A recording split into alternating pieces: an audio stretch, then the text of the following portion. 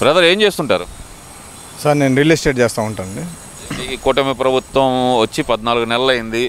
మరి చంద్రబాబు వస్తేనే real estate భూమి అనేది ఒక వాక్ అయితే ఉండిద్ది. మరి ఏంటి ఎలా ఉందంటారు ఇప్పుడు రియల్ ఎస్టేట్ అనేది? రియల్ ఎస్టేట్ బాగానే ఉందండి. వైసీపీ టైంలో వచ్చేసరికి ఏంటంటే పూర్తిగా దిగబడి రేట్లు అనేవి దిగిపోయినాయి. చంద్రబాబు గారు వచ్చిన తర్వాత మళ్ళీ రాజధాని అభివృద్ధి జరిగింది, రాష్ట్రం బాగుపడిద్ది అని చెప్పేసి ప్రతి ఏరియాలో వచ్చేసరికి రియల్ ఎస్టేట్ బాగానే ఉంది, అభివృద్ధి జరుగుతుంది. చాలామంది ఫ్లాట్లు కొనుక్కుంటున్నారు, తర్వాత ఇల్లులు కట్టుకుంటున్నారు, చాలా డెవలప్మెంట్ అవుతుంది రాష్ట్రం. ఇప్పుడు 14 నెలలు అవుతుంది కూటమి ప్రభుత్వం అధికారంలోకి వచ్చి, ఇది 15వ నెల రన్నింగ్. అసలు ఎలా ఉందంటారు ఈ 14-15 నెలల పరిపాలన అనేది? సార్ వైసీపీ ఉన్నప్పుడు దినదిన గండంలాగా ప్రతిరోజు ఏం జరిగిద్దా, ఏం బాంబు వేస్తాడా, మన మీద ఏం ట్యాక్స్ వేస్తాడా, లేకపోతే మన భూములు ఏమవుతాయి అని ప్రతి ఒక్క విషయంలో అందరూ ప్రజలు పని చేసుకునేవాడు. కానీ పనులు లేవు సరిగ్గా ఆ టైంలో. వైసీపీ టైంలో ఎవరికి ఉపాధి లేదు, అందరూ ప్రశాంతంగా ఎవరు ఉండేవాళ్ళు కాదు. కానీ ఈ 15 నెలల్లో చాలామంది ప్రశాంతంగా భవన నిర్మాణ కార్మికులు ఇసుక రాగాలను ఉచితంగా ఇచ్చాడు. భవన నిర్మాణాలకు చేతి నిండా పని ఉంటుంది. రియల్ ఎస్టేట్ పెరిగింది, దానివల్ల అపార్ట్మెంట్లు కన్స్ట్రక్షన్ జరుగుతుంది, రాజధాని కూడా డెవలప్మెంట్ అవుతుంది. దానివల్ల అందరికీ చేతి నిండా పని ఉంటుంది, అన్ని వ్యాపారాలు బ్రహ్మాండం జరుగుతుంది, అందరూ హ్యాపీగా ఉన్నారు. ఈ 15 నెలల పాలలో కూటమి పాలనలో అందరూ హ్యాపీగా ఉన్నారు. మీరేమో అందరూ హ్యాపీగా ఉన్నారంటున్నారు. మరి జగన్మోహన్ రెడ్డి అనేది ఏంటంటే ఈ 15 నెలల పరిపాలనలో సంక్షేమ పథకాలు ఇవ్వకుండా పేదల్ని, మహిళల్ని వెన్నుపోటు పొడిచాడు చంద్రబాబు నాయుడు అంటున్నారు కదా. మరి సార్ వైసీపీ టైంలో చేయనటువంటి పథకాలు కూడా ఈ కూటమి ప్రభుత్వంలో జరుగుతుంది.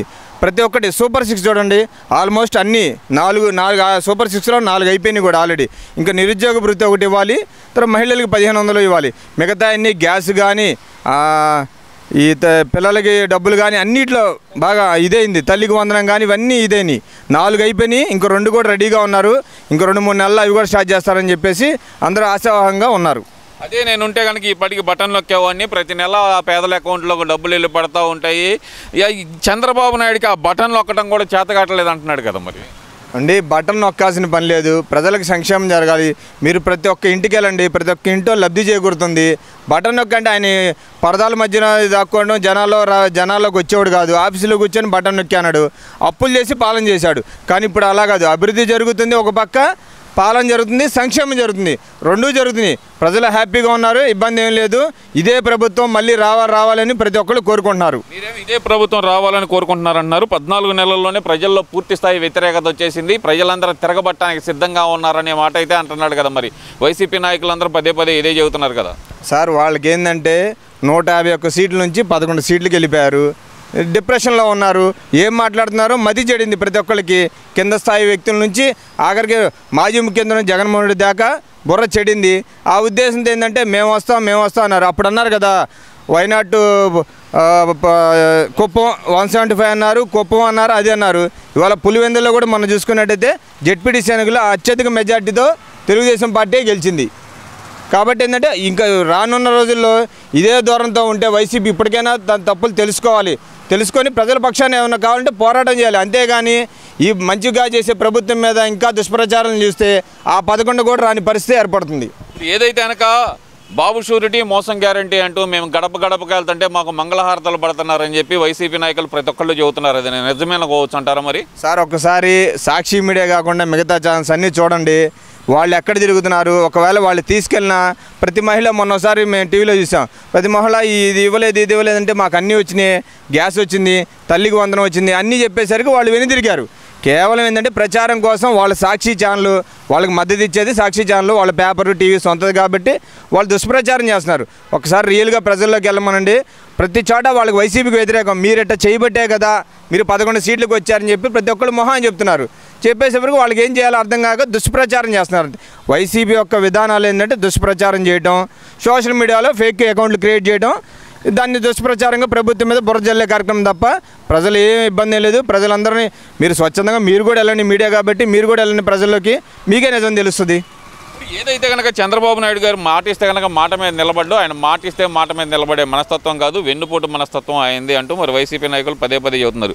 దానికి ఉదాహరణ ఏదైతే ఫ్రీ బస్సు పథకం అంటూ పెట్టారో ఆ ఫ్రీ బస్సులో కూడా 16 రకాల బస్సులు ఉంటే కేవలం 5 రకాల బస్సులే పెట్టి మహిళల్ని వంచాడు చంద్రబాబు నాయుడు అనేది జగన్మోహన్ రెడ్డి వాదన. మరి దానికి ఎలా చూడాలంటారు? సార్ 16 రకాల బస్సులు ఉండే అంటే పెద్ద ఈ అమరావతి వచ్చేసరికి ఇట్లా పెద్ద బస్సులు ఉన్నాయి, అవి ఆ స్టేట్లో వైజ్గా కొడతాయి, వాటిలో ఫ్రీగా ఏం లేరండి. లోకల్గా ఏంటంటే రాష్ట్ర వ్యాప్తంగా లోకల్గా ఇంకానే వాళ్ళు దుష్ప్రచారం చేశారు. ఏమన్నారు? జిల్లా టు జిల్లా పరిమితం అని వైసీపీలు ప్రచారం చేశారు. కాదు, ప్రభుత్వం రాష్ట్ర వ్యాప్తంగా ఉచితంగా ఇప్పుడు లోకల్గా ఇప్పుడు మనం ఉన్న ఏరియాలను బట్టి తిరిగే బస్సులనే మనకి సౌలభ్యం ఉంటుంది. మనం ఇక్కడ వచ్చేసి టూరిస్ట్ బస్సులు పెద్ద అమరావతి, గరుడ ఇట్లాంటివన్నీ ప్రభుత్వం ఏపీఎస్ఆర్టీసీ ఉన్నాయి. ఆ బస్సుల్లో ఫ్రీ ఇవ్వాలంటే ఎవరు? ఇక్కడ ఏంటంటే లోకల్గా ప్రభుత్వం రాష్ట్ర ప్రభుత్వం తరఫున తిరిగే బస్సుల్లో ఇస్తున్నారు. వాటిని కూడా దుష్ప్రచారం చేసి వాళ్ళ వ్యక్తుల్ని ఎవరన్నా వైసీపీ వాళ్ళ వ్యక్తుల్ని ఎక్కిచ్చేసి టికెట్ కొడుతున్నారు అదేని చెప్పేసి దుష్ప్రచారం చేస్తున్నారు. లేదు, రాష్ట్ర వ్యాప్తంగా బ్రహ్మాండంగా జరుగుతుంది. మహిళలు బ్రహ్మరథం పడుతున్నారు. నారా చంద్రబాబు నాయుడు గారికి, పవన్ కళ్యాణ్ గారికి, లోకేష్ గారికి ప్రతి ఒక్కరికి ధన్యవాదాలు చెబుతున్నారు. ప్రతి హామీ నెరవేరుస్తున్నారు చంద్రబాబు నాయుడు గారు. సంక్షేమం జరుగుతుంది, అభివృద్ధి జరుగుతుంది. కాబట్టి అందరూ సుభిక్షంగా ఉన్నారు. వైసీపీ యొక్క విధానాలు ఇప్పటికైనా మార్చుకోవాలని మేము తెలియపరుస్తున్నాం. మీరేం విధానాలు మార్చుకోవాలంటున్నారు? కూటమి ప్రభుత్వ విధానాలే మార్చుకోవాలి, ప్రజల్ని మోసం చేయడం మానుకోవాలనేది వైసీపీ నాయకుల వాదన. మేము ప్రజల తరపునే పోరాడుతున్నాం. ఇప్పటికిప్పుడు ఎన్నికలు జరిగినా సరే జగన్మోహన్ రెడ్డి అత్యధిక మెజార్టీతో మళ్ళీ గెలుస్తాడు, ఈసారి కూటమి ప్రభుత్వాన్ని గద్దె దించడం గ్యారంటీ అంటున్నారు కదా సార్. ఇప్పటికిప్పుడు ఎన్నికలు అంటే ఇప్పుడంటే ఒక ప్రభుత్వ ఎన్నికలు జరిగిన తర్వాత 5 ఏళ్ళు సమయం ఉంటుంది. వాళ్ళు గెలిచారు, వాళ్ళు 5 ఏళ్ళు ప్రజలు చూశారు, అవకాశం వచ్చింది ప్రజలకు. అవకాశం వచ్చింది 5 ఏళ్ళు ప్రజలను నానా హింసలు పెట్టారు, చూశారు. ప్రజలకు ఒక అవకాశం వచ్చింది. ఓటు అనే ఆయుధంతో వాళ్ళని పూర్తిగా కింద పడేశారు. ఇంకా ఇప్పుడు వైసీపీ మేము గెలుస్తాం అంటే ఇప్పుడు 5 ఏళ్ళు టైం ఉంది. వచ్చి సంవత్సరం 14 నెలలు అవుతుంది. ఈ 14 నెలలు ఇంకా దాదాపు 3 ఏళ్ళన్నర పాలన ఉంది. ఇప్పటికిప్పుడు ఎన్నికలు కావాలంటే వాళ్ళు రాజ్యాంగం విరుద్ధంగా వాళ్ళు చేశారు. పాలన అంతా రాజ్యాంగం విరుద్ధం చేశారు. ఇప్పుడు గెలిచిన ఈ కూటమి ప్రభుత్వం కూడా రాజ్యాంగం విరుద్ధం చేసి వాళ్ళ కోసం ఎన్నికలు పెట్టడానికి ప్రజలు హర్షించరు. ప్రజాధనాన్ని దుర్వినియోగం చేయాలని ఎవరు అనుకోరు. కాబట్టి మొన్న రీసెంట్గా చూడండి, ఎలక్షన్ అన్నారు. వాళ్ళ సొంత అడ్డా పులివెందులు అంటే ఏంది? జగన్మోహన్ రెడ్డి కుటుంబం వాళ్ళ అడ్డా సొంత.